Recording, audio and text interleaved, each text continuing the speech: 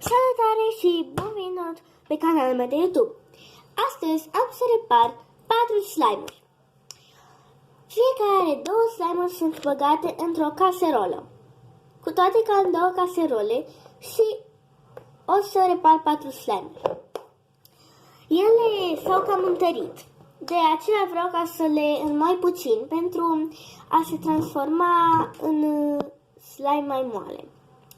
Înainte de a începe această operațiune de salvare, nu uitați să vă abonați la canalul meu de YouTube și să apăsați neapărat pe clopoțel. Deoarece dacă apăsați pe clopoțel va fi foarte important, deoarece veți primi, ca și de obicei, toate notificările mele de fiecare dată când trimit un videoclip nou. Ok, iar acum nu uitați să dați și un like dacă vreți să mai fac anumite operațiuni de salvare. Acum putem ca să trecem la operațiunea de salvare. Acestea sunt cele 2 caserole cu 4 slime-uri în ele. Acesta are 2 slime-uri de culoare gri și roz, iar acesta de culoare galben și mov. Eu am mai avut la fel culorile și ieri le-am avut și din păcate s-au uscat. Iar pe alea le-am aruncat. Și astea le am de acum o lună. Și m-am gândit, ia să nu mai le arunc eu pe astea și să încep să le salvez. Și încă n-am vrut ca să deschid caserola, m-am gândit, poate o să fac și un videoclip pe YouTube. Și uite că am reușit să revenim la acest video. Iar acum o să aleg culorile. Eu o să încep cu culoarea mov și galben. Să vedem cum arată înăuntru. Și cam așa arată. Cel galben este foarte tare. Iar cel mov, adică acesta nu prea este tare. Văd că a fost un slime mai bunicel. Cu toate că slime-ulețele astea au fost foarte bune.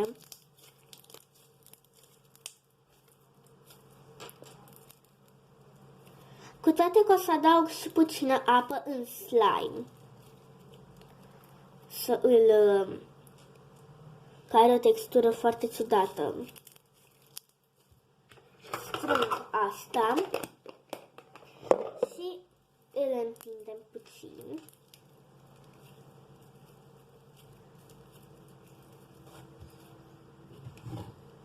Și o să turnăm niște apă.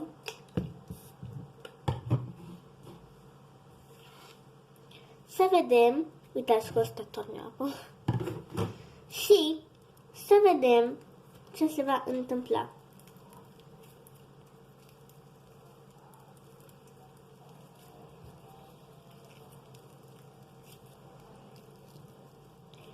El se întâmplă bine.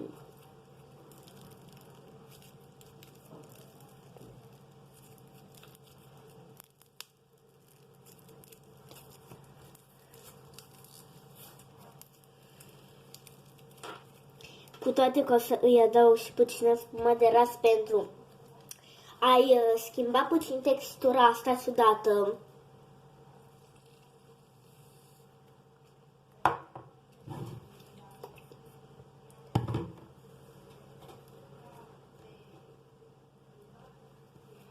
Uitați prăjitură. Cu toate să nu mâncați așa ceva, Doamne ferește. Să mâncați așa ceva.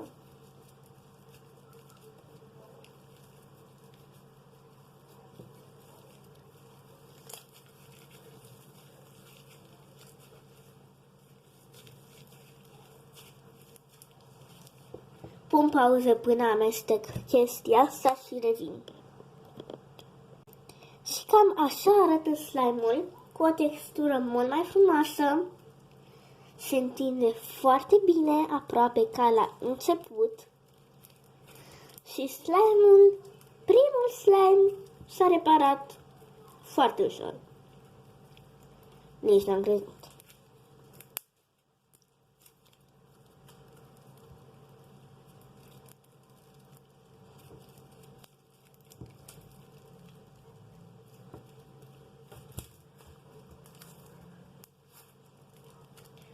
Ok.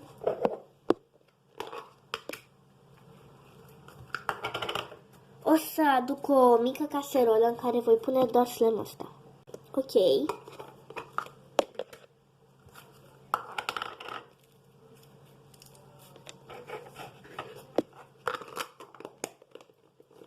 Și gata cu slime-ul mov! Iar acum trecem la slime-ul acesta. Ăsta va fi foarte greu de reparat. Nu știu. Nu am speranță în ăsta. Trecem la reparat. Deci nici nu pot să-l întind puțin. Deci în ăsta cred că o să-l arunc. Nu există speranță în ăsta.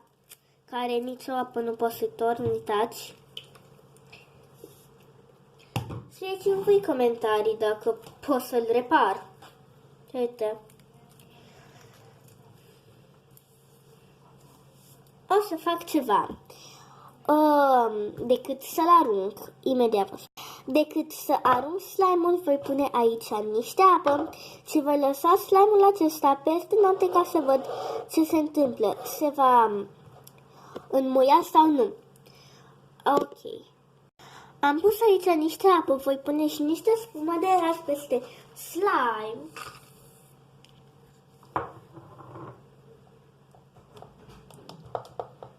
Ok, status. Mâine o să revin cu acest slime, ca să văd cum revine. Da, deci nu știu nici ce să fac, cred să nu las așa descoperit. Eu o să o pun, după acest videoclip, o pungă peste bolul ăsta și mâine o să revin cu un nou videoclip pentru voi să vedem ce s-a întâmplat. Așa, și acum următoarea combinație este acesta. De gri cu roz. Eu zic mai întâi să-l fac pe roz. Să vedem, opa. Sau cam un mic. Să vedem ce iese. Ia să vedem. Wow, ce e asta? Bine, el se rupe și nu este deloc plăcut la atingere. Deci nu s-a uscat definitiv. Opa, dar totuși trebuie să-l repar.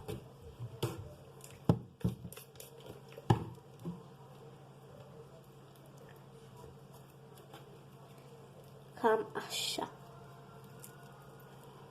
Cu niște apă.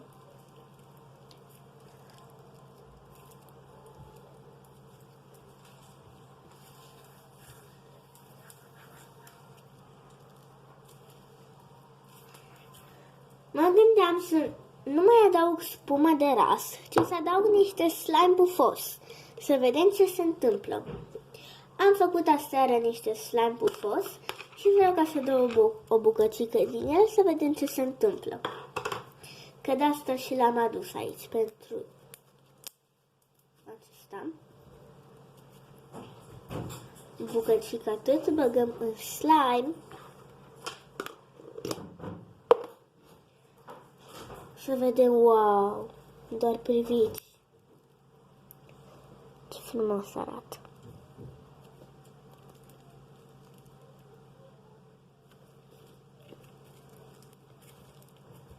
Cu toate că acum mai adaug și niște apă. Și vreau să văd ce se întâmplă, dacă îi schimbă structura, dacă nu. O să pun pauză să amestec și revin cu rezultatul. Și cam așa arată slime-ul după ce am amestecat apa și cu slime-ul pufos. Apa a făcut efectul, după cum știți, dar slime-ul nu. Slime-ul pufos nu. Din păcate, slime-ul pufos nu i-a schimbat structura, așa că o să adaug din nou puțin tică apă și spumă de ras normală.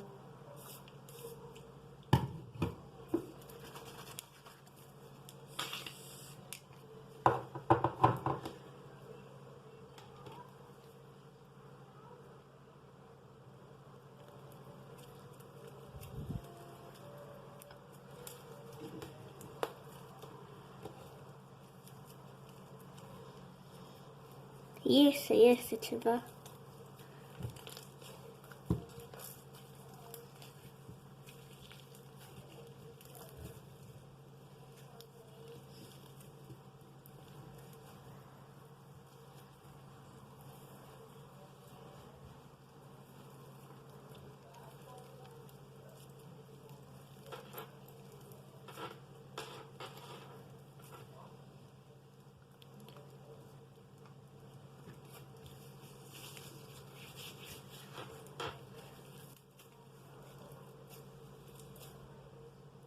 Nu știu de ce a început să lase bilele astea.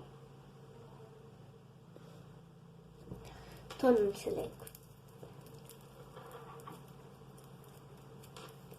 Structura aproape i-a schimbat-o. Cred că mai are doar puțin spumă de ras nevoie și cu siguranță de niște apă și termin. Revin cu rezultatul. Și cam așa arată slime-ul. Într-adevăr, i-a schimbat structura. Da. Doar ce mă enervează este că lasă de multe bile. Structura este reparată, dar cam lucrez la slime-ul ăsta. Totuși mai trebuie niște apă.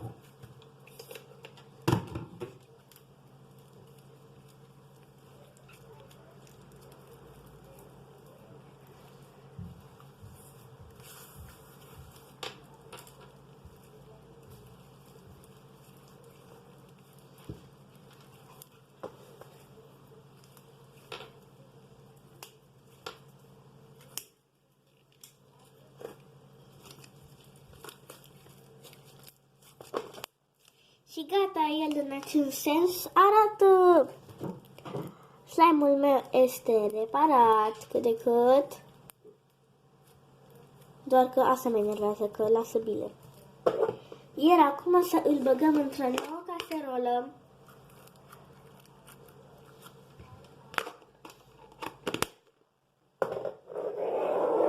Și ce mai rămas aici? Slime-ul gri, care se întinde prea bine. Wow, structura este foarte acceptabilă. Cred că o să-i adaug doar puțină apă și gata. Ia uitați-vă ce bine se întinde.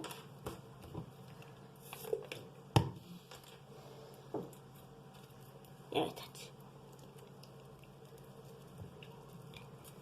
Ce slime aici.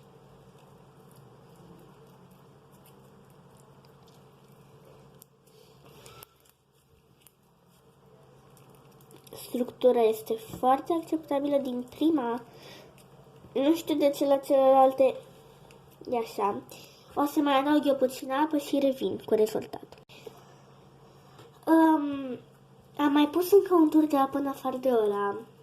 Și slime-ul arată perfect. Culoarea nu-mi place, știu, nici mie nu-mi place. Biluțele el mi l-a luat de pe mână.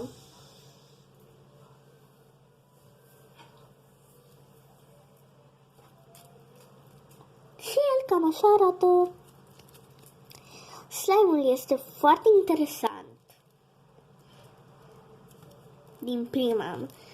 Structura este perfectă. Se întinde foarte bine. Îl băgăm în caserolă. Și dacă toți suntem aici în videoclip, vă arăt acest slime pe care în videoclipul trecut am zis. Eu l-am activat pentru că era foarte lipicios. și l-am activat și la videoclipul trecut și am zis să vedem într-un alt video dacă se va dezactiva sau nu, sau se va face un nou lipicios. N-am intrat în el, ăla maroniu care știți voi, slime-ul care am făcut de tot felul de slime-uri, să-l deschidem. Culoarea este plăcută, să îl atingem. Wow! Ce mișto e la atingere! Ia uitați! Nu s-a întâmplat nimic cu el și s-a făcut și mai frumos.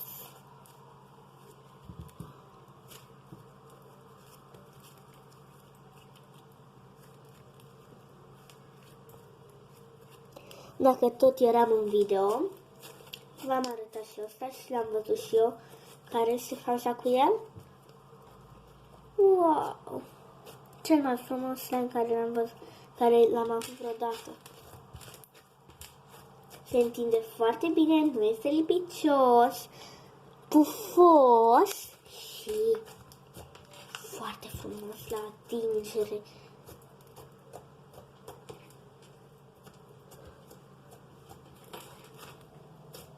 Super, super, n-am cuvinte.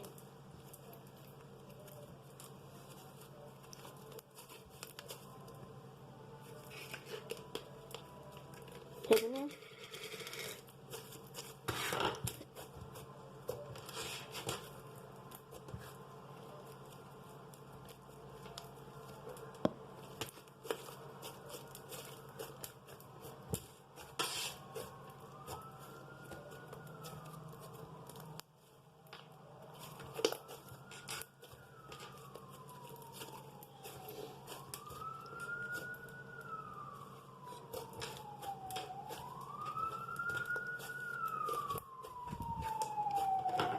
Foarte interesant.